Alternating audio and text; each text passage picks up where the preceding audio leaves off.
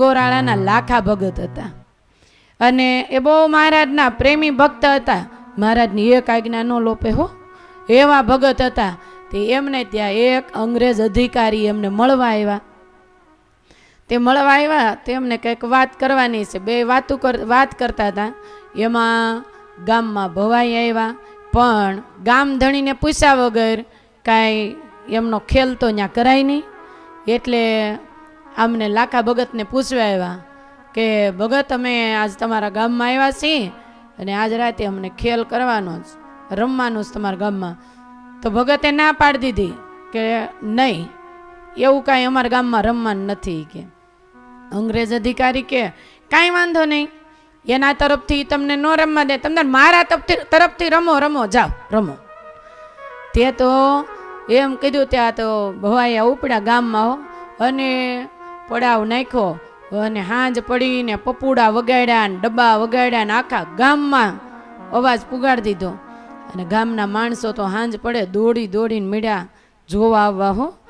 અને ત્યારે તો આમ વર્ષે એકાદી વાર ગામમાં આવતા. હવે તો ઘરે ને હાથે ઘરે ટીવ્યું ને હાથમાં ફોન. એ આમ હારા છે એવા નથી, પણ જો એમનો હરખો ઉપયોગ કરતા આવડે તો સારું છે, અને નો હરખો ઉપયોગ કરતા આવડે તો એ તો નરકની ખાણ જેવું છે. એટલે તે એમને તો હાંજ પડી બધા ગામના લોકો દોડીને જોવા આવવા માંડ્યા. તે લાખા ભગતના દીકરાને ખબર પડી, નાના દીકરાને, કે આપણા ગામમાં ભવાઈ આવ્યા છે, આખું ગામ જોવા જાય છે, મારે જવું છે. તે લાખા ભગતને કે બાપા, એ કે આપણા ગામમાં ભવાઈ આવ્યા, રમે છે, આખું ગામ જોવા જાય છે, મારે જોવા જવું છે. તે ભગત કે ન્યા આપણે ન જવાય, આપણા ભગવાનની આજ્ઞા છે, મહારાજે ના પાડી છે, ભાંડ ભવાઈ જોવા ન જવું, આપણા ભગવાનની આજ્ઞા નથી એટલે આપણે ન જવાય. પણ છોકરો માને.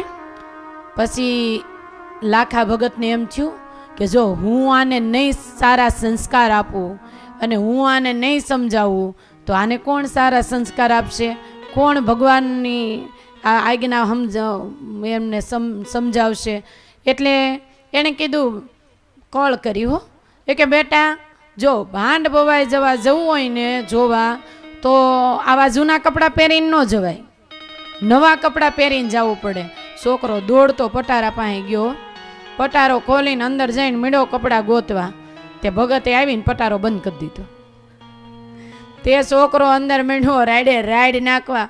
અને ઓલો અંગ્રેજ અધિકારી કે એલા ભાઈ, કે ઓલો બિચારો મરી જાય છે, કે મરી જાય તો કુરબાન, પણ ભગવાનની આજ્ઞા લોપવાની નહીં. તો ઓલા અંગ્રેજ કે મારા તરફથી જ રમે છે ને, હું આગળ ના પાડી દઉં પણ તારા છોકરાને બહાર કાઢ. તે પછી કે હા તો કાઢું. એ કે તરત જ પટારો ખોલ્યો, છોકરાને બહાર કાઢ્યો. પછી બીજી વાર ભવાયા રમે તો કોઈ દિવસ છોકરો સાહસ કરવા આવે ને બાપા પાસે કે બાપા હું જોવા જાઉં. એમ નાનપણથી જ બાળકોને એવી ટેવ પાડાવી દેવાની, દરરોજ મંદિરે દર્શન કરવા લાવવા, એમને પૂજા કરતા શીખવાડવું, એમને ભગવાનની નાની મોટી આજ્ઞા પાળતા શીખવાડવી. ધીમે ધીમે બધું થાય. મંદિરની આજુબાજુ રહેતા હોય તો એવું જ નિયમ આપવું, પહેલાં દર્શન કરીએ પછી તને પાણી પીવા મળે, ત્યાં સુધી મળે. એકાદી વાર ન આપો એટલે તરત એને ટેવ પડી જાય.